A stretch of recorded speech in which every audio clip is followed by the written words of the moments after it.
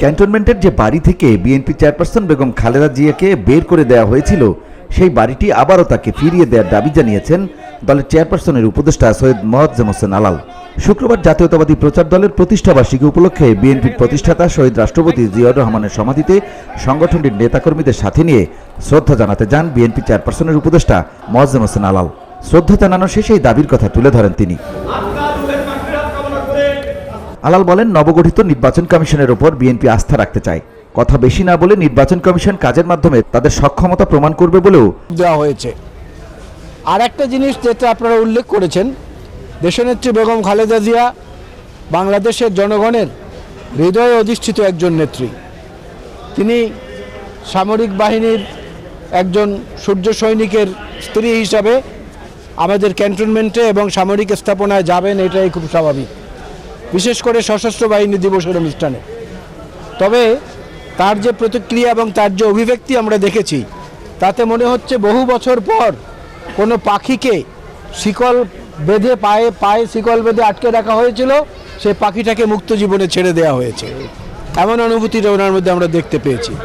তো আজকে এখান থেকে আমাদের পক্ষ থেকে আরেকটি কথা আমরা বলতে চাই, আমাদের প্রতিরক্ষা বাহিনীর উদ্দেশ্য করে। বেগম খালেদা জিয়াকে যখন তার মইনুল রোডের বাড়ি থেকে উচ্ছেদ করা হয়েছিল এক কাপড়ে এবং জোর করে, এবং আদালতে মামলা বিচার চলাকালীন অবস্থায় মামলা নিষ্পত্তির আগেই তার সেই স্মৃতির জায়গাটুকুতে এই সরকারের পক্ষ থেকে এমন কোনো পদক্ষেপ গ্রহণ করা হোক যাতে তিনি আবার তার সেই হৃদয়ের ক্ষতটাকে সারিয়ে উঠতে পারেন এবং দেশবাসীও মনে করে যে না, বেগম খালেদা জিয়ার উপর যে অন্যায় অবিচার হয়েছে সেটার অন্তত কিছুটা প্রতিকার হয়েছে, আশা প্রকাশ করেন তিনি।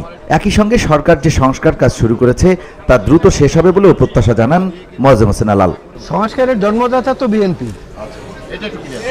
2030 ভিশন, শহীদ জিয়াউর রহমানের 19 দফা এবং সর্বশেষ আমাদের পরিণত 27 দফা এবং আন্দোলনরত দলগুলোর সঙ্গে মিলে উপসংহারে এসে 31 দফা। তাই সংস্কার শব্দ এবং সংস্কারের যে আকৃতি, এটা তো বিএনপির হাতে তৈরি।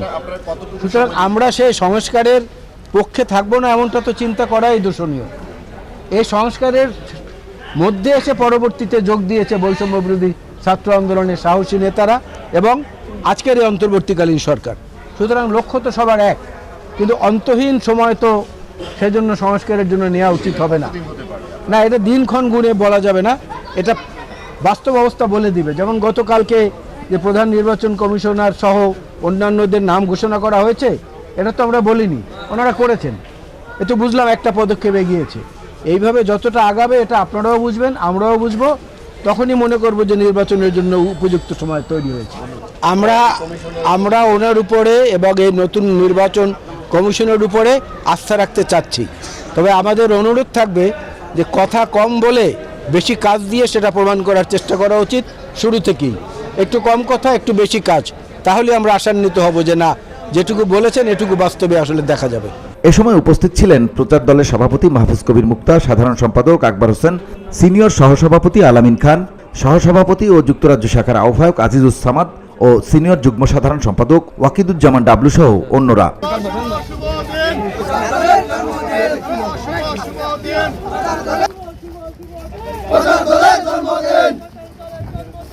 VOD Bangla news desk.